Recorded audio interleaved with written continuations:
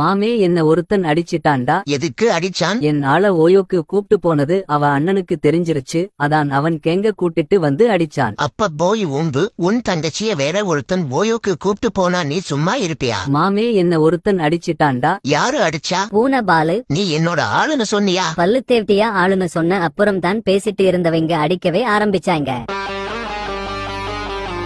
நீ பல்லு தேட்டியா ஆளுன்னு தெரிஞ்சும் உன்ன ஒருத்தன் அடிச்சிருக்கான்னா அவன் சூத்தடி வாங்க ரெடியா இருக்கான்னு அர்த்தம். அப்படியாப்பா என்ன திமிரு புத்தத்தை யாழ்கிட்ட ஒன்பது எதிர்ப்பாம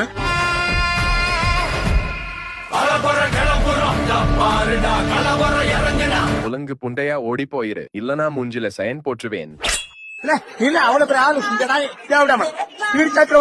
கையும்பி அவனை போய் அடிச்சிட்டு உன் மூக்க நோண்டி அவன் வாயில வைடா.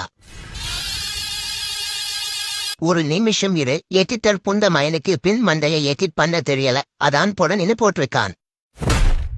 சும்மா கொஞ்ச நேரம் சிரிப்பு புண்ட காமிச்சா வில்லன்றத மறந்துடுவீங்க போலயே.